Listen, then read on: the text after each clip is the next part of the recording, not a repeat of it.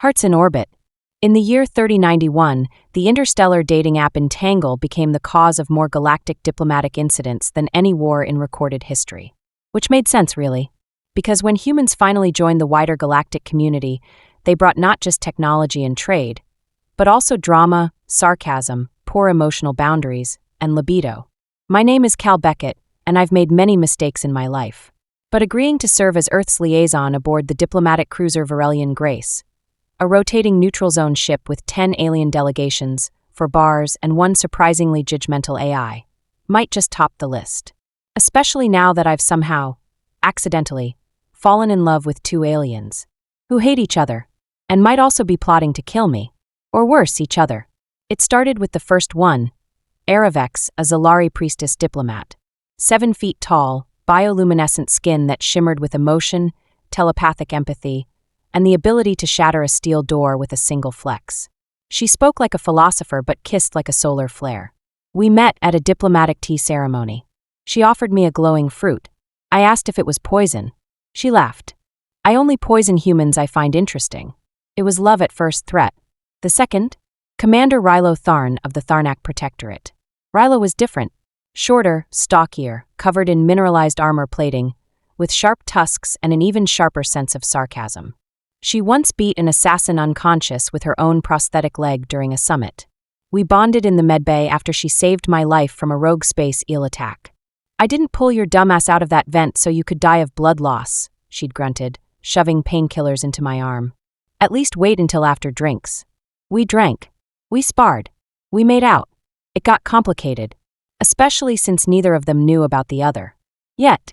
But then came the mission. Varelian Grace was ordered to conduct a soft investigation of a remote station orbiting the abandoned gas giant Melkora 9. Reports said the crew had vanished. No distress signal. No survivors. No signs of life. And because fate is an ironic little goblin, both Aravex and Rilo Tharn were chosen to accompany me. Alone. Together. On a derelict station. With me. Absolutely nothing could go wrong. From the moment we stepped aboard the silent station, things were off. Gravity was inconsistent. Hallways bent the wrong way. Time logs showed impossible gaps. At one point, my reflection winked at me when I wasn't looking. Also, the ship AI kept playing soft jazz. Only soft jazz. And not even good jazz. Weird, off-tempo, creepy jazz like someone had asked a haunted toaster to recreate Miles Davis from memory. We tried to make progress, but tension between Aravex and Rilo was rising fast. Aravex walked 3 steps behind me at all times and kept accidentally brushing her hand across mine, telepathically flooding me with waves of warmth and safety. Rilo, meanwhile, kept cocking her head at me like I was a puzzle she couldn't quite solve. "You're fidgeting," she said as we entered the central control core. "That means you're hiding something." "I fidget because I'm human. Humans also lie a lot when fidgeting." "Statistically true," Aravex chimed in. "I read it in a Terran psychology compendium." I cleared my throat. "Can we focus on the mystery station and not my stress tics?" But they were already circling each other. Verbally. Physically. Emotionally. I was the emotional battleground and Melkora 9 was the cursed stage. Then the station locked down. Doors sealed. Oxygen scrubbers cut. Lights flickered to crimson. We were trapped. Suddenly Aravex stiffened. Her glow dimmed. "I sense manipulation," she whispered. "A temporal echo. Something old and watching." Rilo was already aiming her plasma pistol. "I don't like haunted places. Haunted places make me shoot first and ask questions never." I turned to the console. Static buzzed on the screen. Then my face appeared. But it was older. Grayer. Eyes hollow. Smiling sadly. "Cal," the recording said. "If you're seeing this, you've already fallen for them. Both of them." I froze. "What the hell is this?" Rilo growled. Aravex's glow turned cold. "Explain." I don't know," I stammered. "I've never seen this before." The recording continued. "They'll find out. About each other. About what you said. One of them will betray the other. You'll think you're making a choice. You're not. The station will ensure it." The recording glitched. Then vanished. Rilo took a step back, eyes narrow. "You two-timing little mammal." Aravex stared at me, eyes glowing white-hot. "You promised me honesty." "I didn't promise anyone anything." "Exactly," they both said. "Great. My funeral would be held in a floating metal tomb with red mood lighting and ghost jazz. Then the station lights went out. When they returned, a body was lying at our feet, shot clean through the chest. And it was me. There I was, lying dead on the floor.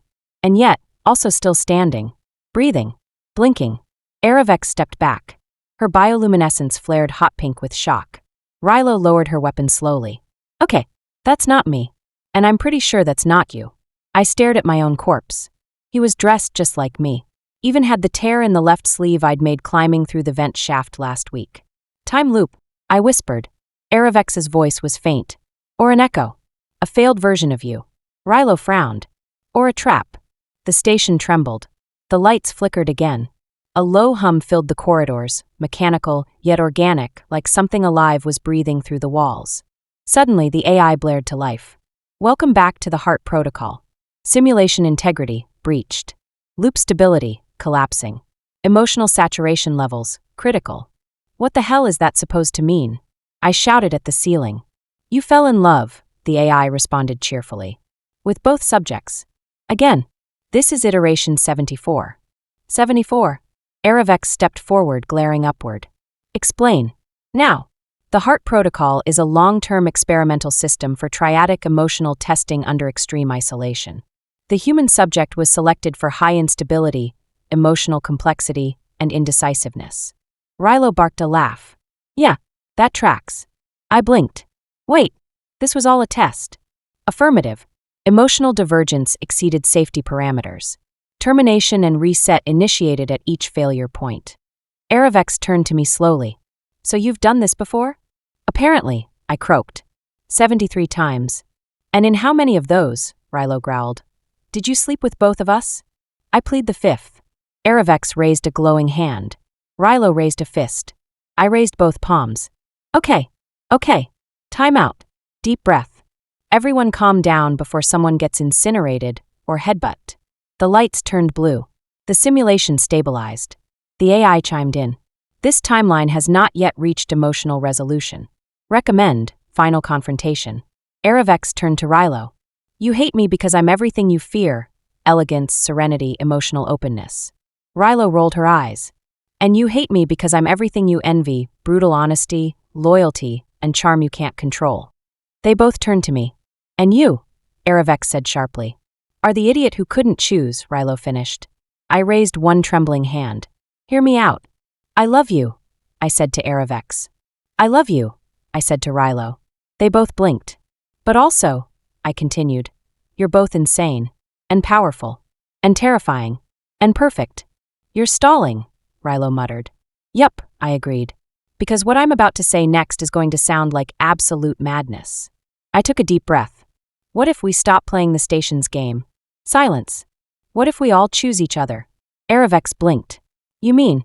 Rilo snorted. Like a triad? Yes. I said. It's weird, it's probably offensive in 6 cultures, and it might break reality. But clearly, traditional relationships aren't working here. We've reset this 73 times. We fight, we die, we reset. What if this time we stop trying to choose and just try thus? They looked at each other. Aravex's glow softened. The Heart Protocol does end when equilibrium is reached. Rilo grinned. And emotionally stable is the last thing we are. I say we crash it. We held hands. Yes, all 3 of us. And the station began to vibrate. The AI panicked. Wait, what is this? This is not expected. This is deeply emotionally unhealthy. The lights exploded into rainbow flares. The station's core flickered. Echoes collapsed. My corpse disappeared. And we were standing in silence. Just thus. Alive. Together. 3 weeks later, we filed official paperwork. The first registered triadic romantic alliance between a human, a Zalari empath, and a Tharnak war officer. It caused 7 diplomatic crises, 2 fashion trends, and an erotic fan fiction boom in the Andromeda sector. Aravex became an interspecies relationship counselor. Rilo opened a martial arts bar. I wrote a book. It was called Hearts in Orbit. How I accidentally dated 2 aliens and broke reality, but found myself. It sold surprisingly well. And sometimes when people ask me how it all worked out, I just smile and say, love is weird. But if you're lucky, weird might just be what saves you. The end.